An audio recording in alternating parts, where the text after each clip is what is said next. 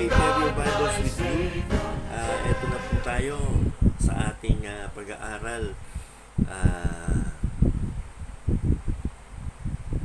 sa Judges chapter 19 po tayo. Judges chapter 19. Babasahin po natin ang maraming talata. Please bear with me. If you have your Bibles with you, read with me. Sabi po rito sa verse 1, "And it came to pass in those days when there was no king in Israel, there was a certain Levite sojourning on the side of Mount Ephraim, who took to him a concubine out of Bethlehem, Judah. And his concubine played the whore against him, and went away from him unto her father's house to Bethlehem, Judah, and was there 4 whole months. And her husband arose and went after her, to speak friendly unto her, and to bring her again, having his servant with him, and a couple of asses, and she brought him into her father's house. And when the father of the damsel saw him, he rejoiced to meet with him. And his father-in-law, the damsel fathers, retained him, and he abode with him 3 days. So they did eat and drink and lodge there. Now as they were making their hearts merry, behold, the men of the city, certain sons of Belial, beset the house round about, and beat at the door, and spake to the master of the house, the old man, saying, Bring forth the man that came into thine house, that we may know him. And the man, the master of the house, went out unto them, and said unto them, Nay, my brethren, nay, I pray you, do not so wickedly. Seeing that this man is came into mine house, do not this folly. Behold, here is my daughter, a maiden, and his concubine. Them I will bring out now, and humble you them, and do with them what seemeth good unto you. But unto this man do not so vile a thing. But the man would not hearken to him. So the man took his concubine, and brought her forth unto them, and they knew her, and abused her all the night until the morning. And when the day began to spring, they let her go. Then came the woman in the dawning of the day, and fell down at the door of the man's house, where her lord was, till it was light. And her lord rose up in the morning, and opened the doors of the house, and went out to go his way. And behold, the woman, his concubine, was fallen down at the door of the house, and her hands were upon the threshold. And he said unto her, Up, and let us be going. But none answered. Then the man took her up upon an ass, and the man rose up, and got him unto his place. Verse 29, And when he was come into his house, he took a knife, and laid hold on his concubine, and divided her together with her bones into 12 pieces, and sent her into all the coast of Israel. And it was so that all that saw it said, There was no such deed done, nor seen from the day that the children of Israel came up out of the land of Egypt unto this day. Consider of it, take advice, and speak your minds." So umaga pong ito, I'd like us to see the horrible thing that evil can do. The horrible thing that evil can do. Dito po sa binasa natin, Judges 19 begins with the repeated warning that things are decaying in Israel. Why? Because in those days, they have no ruler, no king at all. Alam po ninyo, without moral authority, kahit nasabihin natin na ang magiging tagapanguna o pangulo o presidente o yan man ay ano ang tawag, yan man ay king o yan man ay prime minister o anumang tawag dyan, mas mainam pa rin po sa isang bansa ang may head of state kaysa yung wala, sapagkat talaga namang kapag wala, there will be anarchy and there will be chaos in society. Without moral authority, without a commitment fear God without a sense of what is right and what is wrong, the nation loses its way. And such was the case here in Judges chapter 19, where we will see the horrible thing that evil can do. Judges 19 is famous in its story and description of a rape that was so vile, murder, and homosexuality. In summary, the author of Judges is telling us that Israel had become like Sodom and Gomorrah. The story will sound eerily familiar to those who recall the earlier story of Sodom in the book of Genesis. At ito po'y magpapaalala sa atin at magpapakita sa atin the horrible thing that evil can do. Dahil po ang Israel ay naging parang another Sodom and Gomorrah. Ano po ba ang nangyari? Bakit nasabi natin na makikita natin dito ang isang horrible thing, nakakapangilabot balahibo na bagay na magagawa ng isang kasamaan? Nagsimula po ang storya dito sa Judges chapter 19. Let's look at the story told. A man had a concubine. Isang lalaki nakisama sa kanyang concubine. Ayon po dito sa verse 1, itong lalaki na ito was a Levite.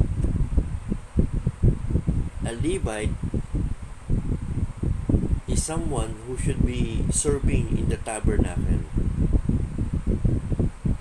Pero ito pong lalaking ito, instead of serving in the tabernacle, siya po ay namumuhay nang hindi po siya naaayon sa sinasabi ng mga dapat ay ginagawa ng isang Levite. In fact, he was living a life that is crazy. Meron po siyang concubine. At ito pong concubine niya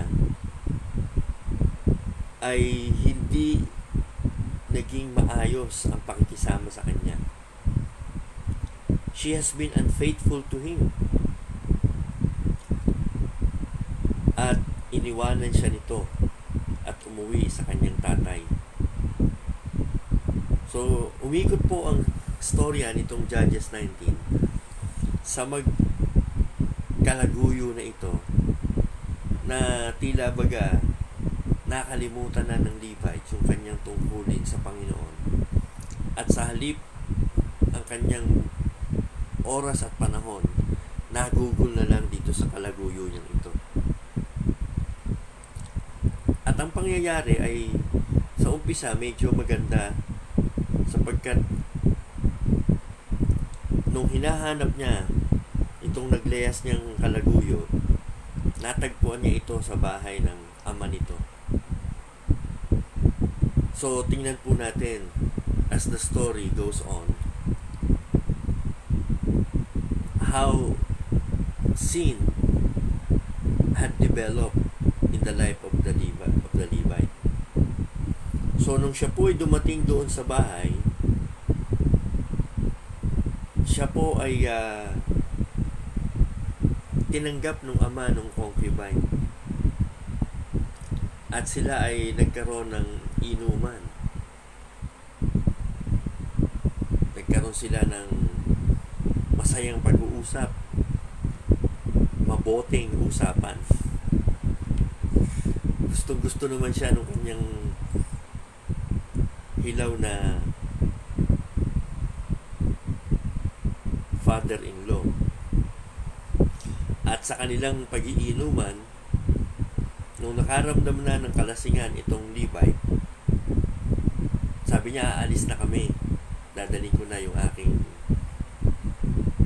kalaguyo na anak nung tatay. Pero ayaw pumayag nung tatay. sabi ng tatay ay, teka lang, dito na kayo matulog at magpaumaga.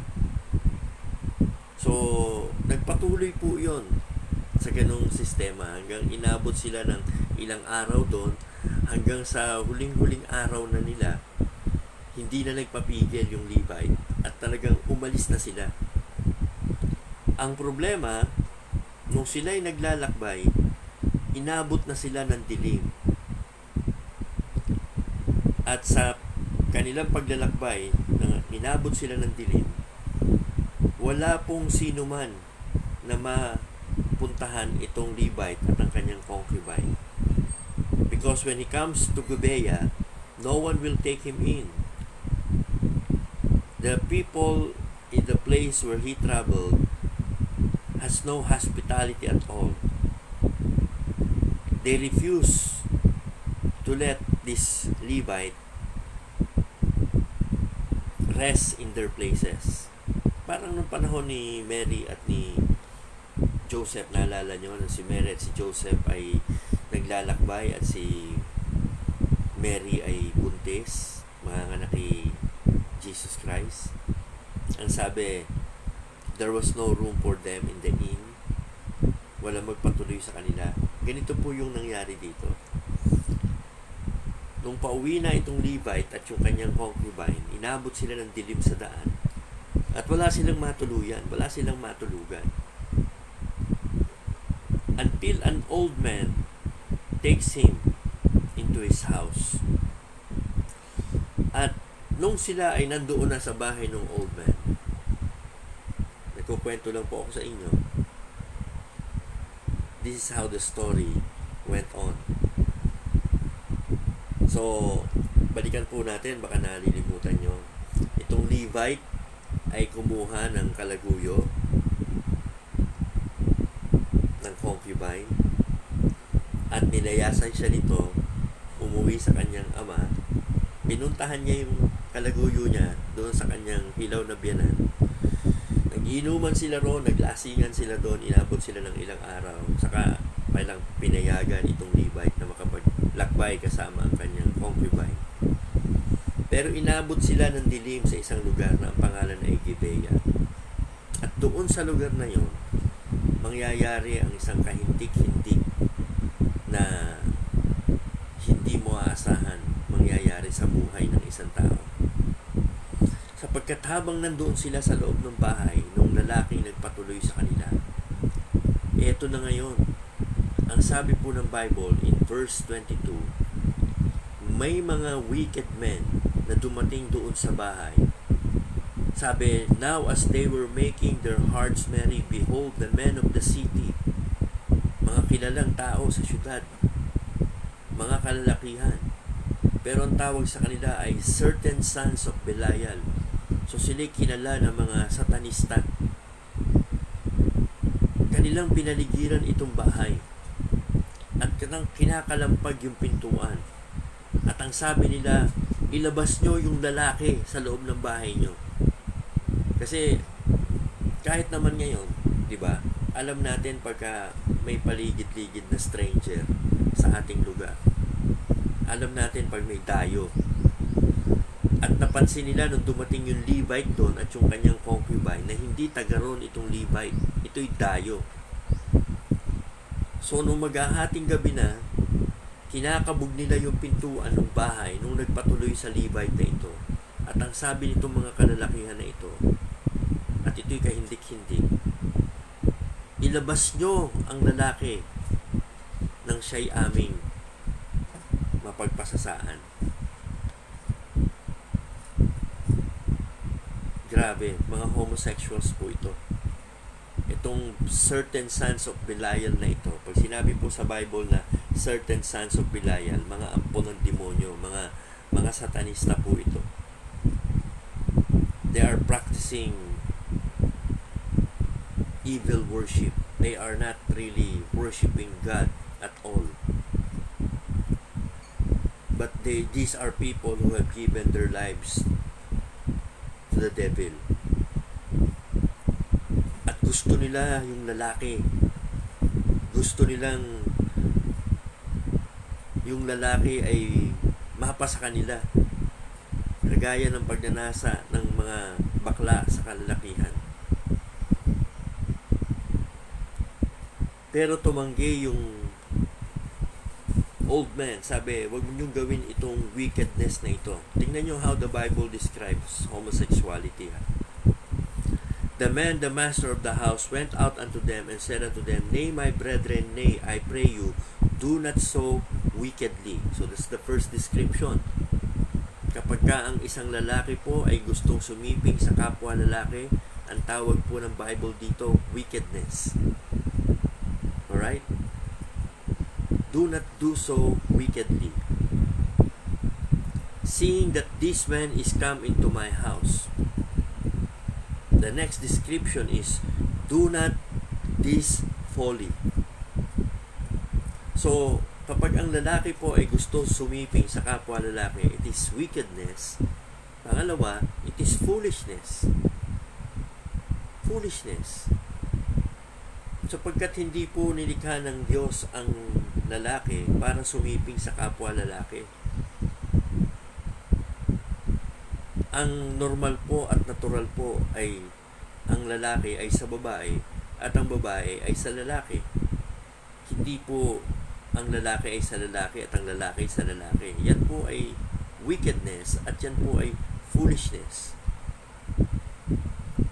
So, dahil ayaw niya mangyari ito, ang ginawa nitong old man, sabi niya, para mapayapa lang yung damdamin nitong mga kalalakihang bakla na ito.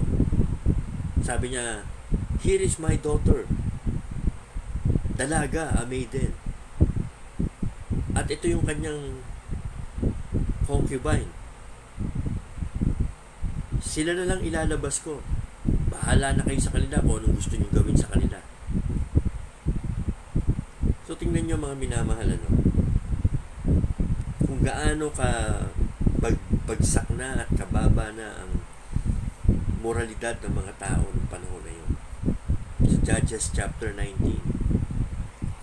Sapagkat para lamang mapayapa itong mga kalalakihang bakla na ito, ini-offer nung matanda yung kanyang anak na dalaga. Kumbaga, yun ang ginagawang alay. Para wag lang galawin at para wag lang yung kanyang bisitang lalaking Levite ang gahasain. Yung kanyang anak na dalaga ang ibinibigay niya. Tingnan po ninyo mga minamahal. Mapalad kayo mga kababaihan, hindi kayo nabuhay sa panahong ito. Sapagkat wala silang pagpapahalaga sa puri at dangal ng babae.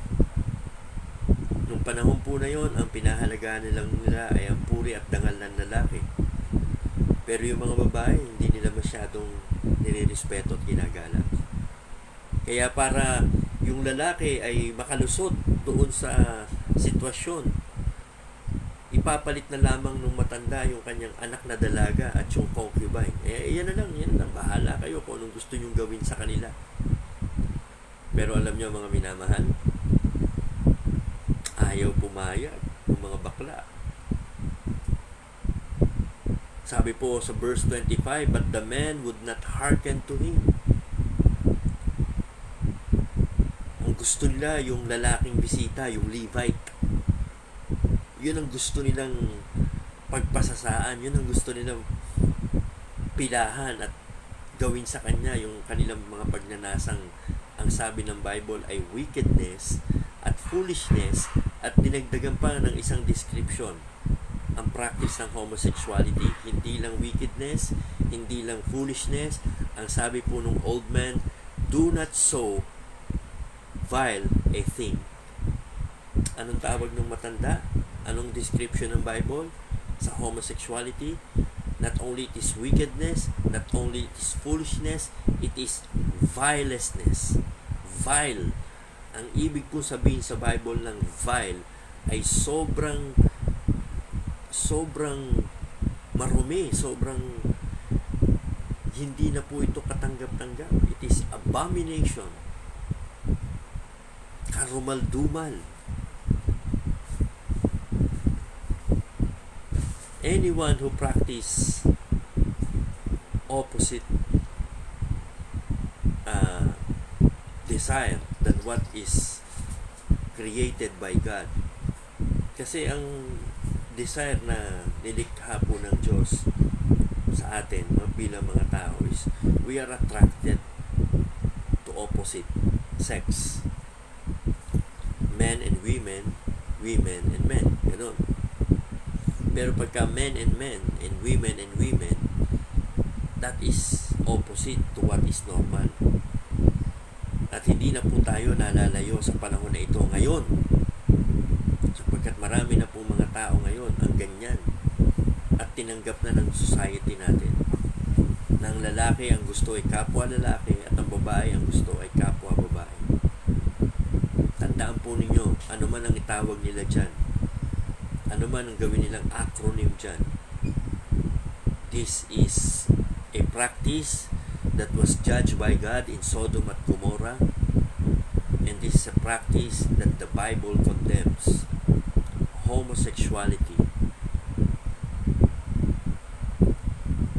So, nagkakagulo na sila, at habang sila ay nagkakagulo, ang sabi nung yung mismong Levite na nagpasya, binuksan niya yung pintuan at yung kanyang concubine ang kanyang inialay sa kanila. Sabi po rito sa verse 25, so the man took his concubine and brought her forth unto them. Yun na lang ang binigay niya, yung kanyang concubine. At ang sabi po ng Bible, they abused her all night until morning. They knew her and abused her. Sa Bible po, pag nabasa nyo na sinabing they knew or he knew, every time this is used sa opposite sex, ang ibig sabihin po, a sexual act was performed. So, the concubine was sexually abused. Nagang rape po siya nitong mga ito. Mula gabi hanggang umaga. What will you expect kapag ang isang babae ay nagang rape? What will you expect?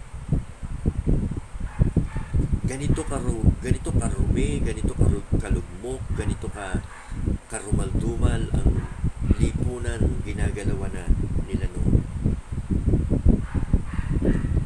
At ang sabi po rito, nung mag-uumaga na, pinakawalan na nila yung babae, at yung babae ay pagapang na umuwi ng kanyang bahay o nung kanyang tinutuluyan.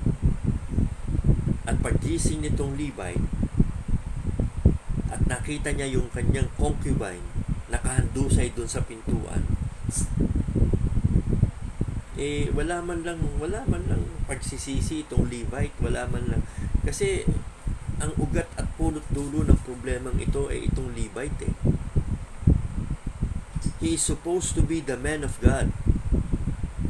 He is supposed to be living for God and serving God. Pero itong Levite na ito, malayo sa tabernakulo, malayo sa paglilingkod sa Diyos, at namumuhay ng isang crazy life. Parang yung kanta ni Ricky Martin, Living La Vida Loca, living a crazy life. Kasi mas pinili niya pang ang kanyang buhay ay ipamuhay sa ganitong kagulong sitwasyon. At ang konsekwensya ng kanyang mga ginawa, narito na nga. Namatay yung babae sa pang-aabuso ng mga kalalakihang bakla. At ang ginawa nitong Levite, isinakay niya yung babae sa kanyang donkey na parang wala lang. Parang wala lang. Hindi man lang niya iniyakan, hindi man lang niya kinaawaan, para lang siyang tumampot ng isang bagay sa lupa at ipinatong ito sa kanyang donkey. At nung siya po'y nakauwi na, ito ang horrible thing that evil can do. Alam niyo yung ginawa niya? Kung napanood niyo po yung movie na chap-chap lady. Yung tungkol sa isang babae na chinap-chap ng kanyang boyfriend. Ito po yung ginawa itong Levite sa kanyang concubine. Chinap-chap niya po. Pinira-piraso niya, kumuha siyang knife at tinadtad niya yung kanyang namatay na concubine dahil sa pagkakagang rape into 12 pieces. What a horrible thing to do. Can you imagine yourself doing this? Tinadtad niya yung laman, tinadtad niya yung buto ng isang tao na para siyang tumatadtad ng laman at buto ng isang panindang baboy sa palengke. Anong tawag sa gumagawa nito sa palengke? Nakalimutan ko. Yung tumatadtad ng mga laman at buto ng baboy. Matador? Ano ba yung tawag doon? Can you imagine? Ito yung babaeng kanyang pinakasamahan. Ito yung babaeng kanyang kala natin mahal na mahal niya. Dahil nung naglaya sa kanya, hinabol niya pa. Ayun, thank you for that English word, butcher. Matadero, ayun. Tinadtad po sa 12 pieces. Bakit 12 pieces, Pastor? Kasi ang ginawa niya, itong bawat piraso ng katawan ng babaeng kanyang tinadtad, binalot niya at ipinadala niya sa bawat tribo ng Israel. That's why it is 12 pieces.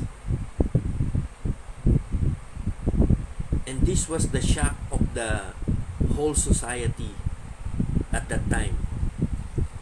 Ang sabi po dito, nung ito'y nangyari, ang sabi ng mga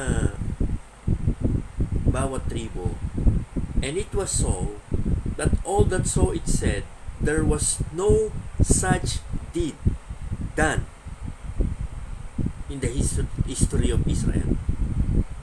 No such deed done in the history of Israel from the day that they came up out of the land of Egypt. This is the first time that this happened. This is the first time na merong isang katawan ng taong pinira-piraso, tinadtad at ipinadala sa bawat tribo ng Israel. They were all horrified. Kinilabutan sila.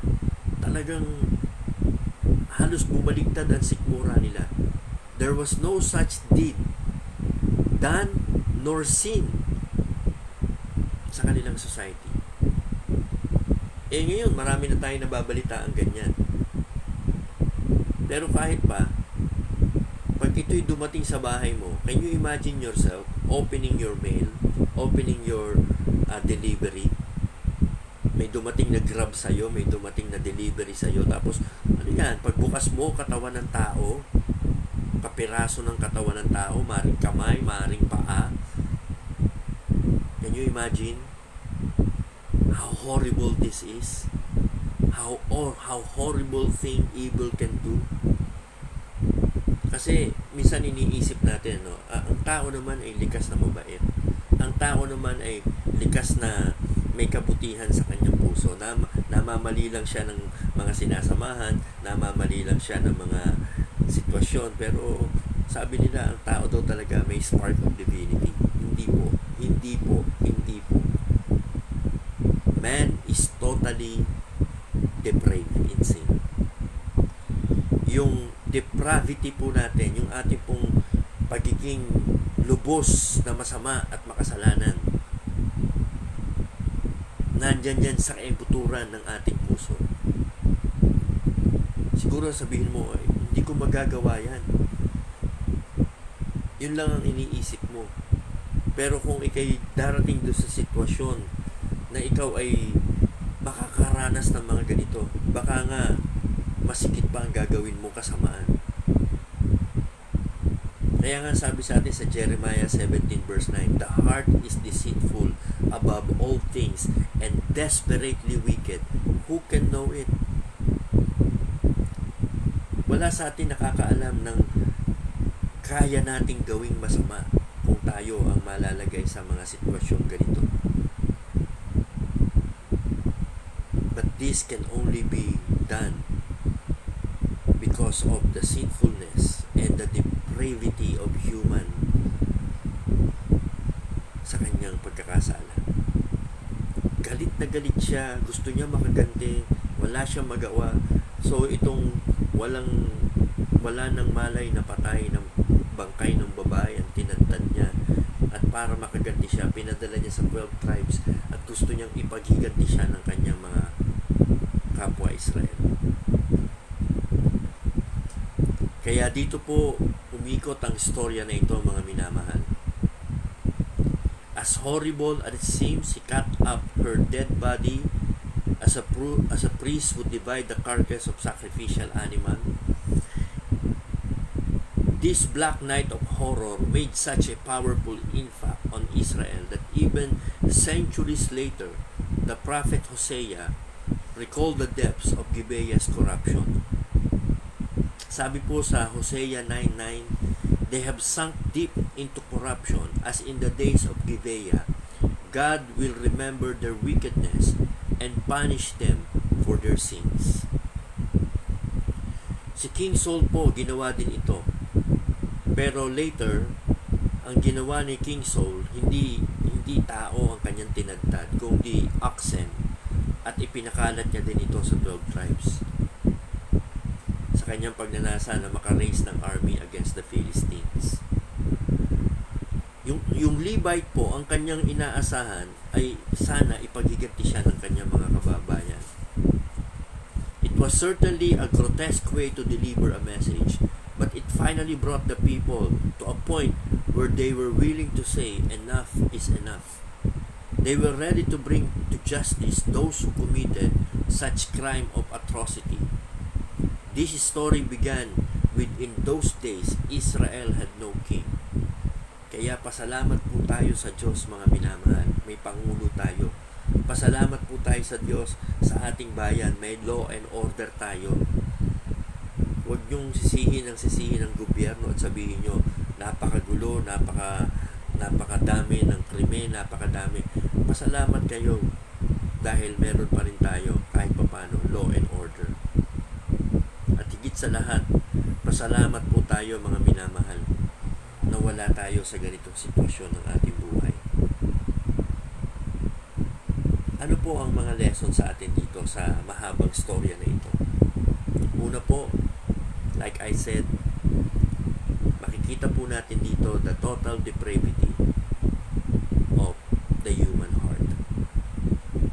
Mula po dun sa Levite, hanggang dun sa concubine, hanggang dun sa mga homosexual, there was no way of telling what evil they can do because they let themselves and yield themselves to the unrighteousness that their flesh were after. Pag ang ating pong laman ay hinayaan nating magdikta sa ating buhay, the flesh, sabi po ng Bible, ay hindi kailanman magdadala sa atin sa kabutihan. The flesh lusted against the spirit, and the spirit against the flesh. And the works of the flesh are manifest, which are these. At inisa-isa po sa atin ng Bible kung anong gawa ng ating laman na puro kasamaan. Kaya nga po, tayo po ay hinihikayat ng Biblia na huwag tayong mamuhay ayon sa dikta ng laman because of the total depravity of our sinfulness. Pangalawa pong makikita natin dito is the absence of morality and spirituality leads to greater evil. Kapag po ang tao ay walang pagpapahalaga sa moralidad at mga espiritual na bagay, Kapag ka ang lipunan po na ating ginagalawan, wala nang pakialam sa Diyos at wala nang pagpapahalaga sa mga bagay ng Diyos, grabe ang magiging kasamaan. Grabe ang magiging resulta ng mga taong namumuhay sa kasamaan. Kaya don't let yourself go. Magpahalaga po tayo sa mga bagay na espiritual. Magpahalaga po tayo sa mga bagay ng Diyos. At huwag po nating hayaang ang society ang magdidikta ng ating morality, sapagkat ang dapat nagdidikta ng ating morality is the Word of God, our final authority. At ito po yung panghuli na nais kong ipunto sa inyo.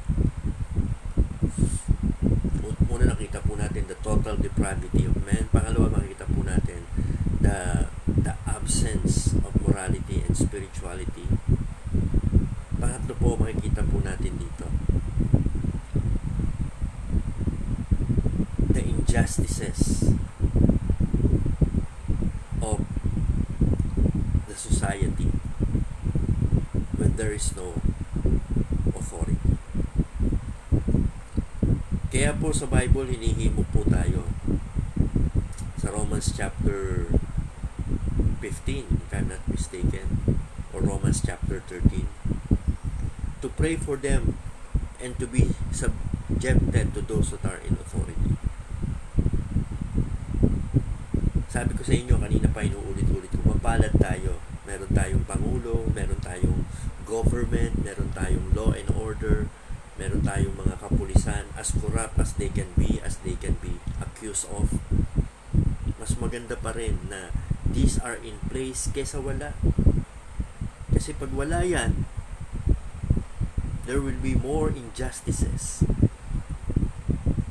and there will be more lawlessness sa ating society. When there is no authority na magsasabi what is right and wrong, human beings would be like any other animals. Hindi tayo mga hayop. Mga tao tayo. Pero pwede tayong umasal na masahol pa sa hayop kapag wala pong authority na sinusunod tayo sa ating buhay. Ano ba ang authority dapat natin sa ating buhay? Who's gonna tell us what is wrong and what is right? Di ba dapat ang Diyos? God is our supreme authority. Kaya nga yung kanyang salita, the Word of God, is our final authority. Kaya nga sabi, all scripture is given by inspiration of God and is profitable for doctrine, for reproof, for correction, for instruction, that the man of God may be perfect, thoroughly furnished unto all good works. Without the Word of God in place, without the final authority in place, there will be more injustices and lawlessness. Yan man ay mapa sa bahay, yan man ay mapa sa simbahan, o yan man ay mapa sa lipunan. Dapat po sa ating mga bahay, sa ating mga simbahan, sa ating mga lipunan, ang salita ng Diyos ang siyang binibigyan ng boses at pagpapahalaga. Kaya nga sabi ni Jesus Christ sa atin, mga minamahal, go ye into all the world and preach the gospel to every creature. Go ye into all the world and make disciples. Let the people know there is God, and the Word of God must be preached so that they would come to know and to get to in terms with this God of heaven. Kasi pag hindi po ang mga tao nakakilala sa Panginoong Hesus, hindi mababago ang buhay nila. Ikaw at ako ay merong pagkakilala sa katuwiran at may pagkakaalam sa katotohanan because somebody cared enough to share to us the Word of God. And this is what we're doing every 6 a.m. We're trying to share the Word of God so that men will have the fear of God in their hearts. magkaroon ng takot sa Diyos, magkaroon ng tiwala sa Diyos, magkaroon ng pagmamahal sa Diyos. It makes a lot of difference kapag ang tao po nakakapakinig ng salita ng Diyos. So do your share. Huwag niyong hayaan ang society natin ay mabulok. Huwag niyong hayaan ang sistema ng lipunan natin ay maging horrible. Because before evil may rise to its final state, sana tayong mga Kristiyano gawin natin ang ating magagawa so that we can reach the lost at any cost. Suportahan po natin ang mga gawain ng Diyos, yung mga ganitong gawain ng pangangaral ng salita ng Diyos, so that people may come to know Jesus Christ as their Lord and Savior. The only hope of our society, the only hope of any individual is to get to know Jesus Christ as their Lord and Savior. Dito po makikita natin sa panghuli, religiosity will not keep you away from evil. Religiosity will not keep you away from evil. The man was a Levite. May religion siya na pinapractice. But his religion did not transform his life at all. What man needs is not religion. What man needs is a relationship with God. We must do business with God seriously. Religion will not save you. Religion will not change you. Religion will not do any good thing sa buhay mo. You need a relationship with God, a serious relationship with God, and only God can transform our lives. It makes a lot of difference what you believe. What you believe in God, what you believe about Jesus Christ. Whom do men say that I, the Son of Man, am? Sabi ni Jesus Christ. Anong sinasabi ng mga tao sa akin bilang isang anak ng Diyos? And what you say about Christ makes a lot of difference. Sabi ni Jesus Christ, I am the way, the truth, and the life. No man cometh unto the Father but by me. By me, if any man will come, he shall go in and out and find pasture. I am the living water. I am the door. I am the bread of life. I am the light of the world. Si Jesus Christ po ang kailangan ng bawat isa sa atin. And if you have trusted Jesus Christ already in your heart, that's not the end of it. Hindi ito nagtatapos na nagtiwala ka sa Kanya at tinanggap mo siya. Kailangan mamuhay ka para sa Kanya. Like what the Apostle Paul said, I am crucified with Christ, nevertheless I live, yet not I, but Christ liveth in me. And the life which I now live in the flesh, I live by the faith of the Son of God, who loved me and gave Himself for me. Don't let your life mamumuhay ka lang sa relihiyon. Religiosity will not make a difference in your life. Kailangan mo na mamuhay sa relasyon mo sa Panginoon and let Christ rule and reign in your hearts. Let Christ live in your life. Yung buhay po natin sa Panginoon natin ipabubaya. This is Pastor Jess Marasigan. Salamat po sa inyong pakikinig. God bless each and everyone. Samahan niyo po ako sa panalangin at sana po patuloy i-share po natin itong programang ito. Hope goes on. Follow our page, subscribe to our YouTube channel. God bless each and everyone.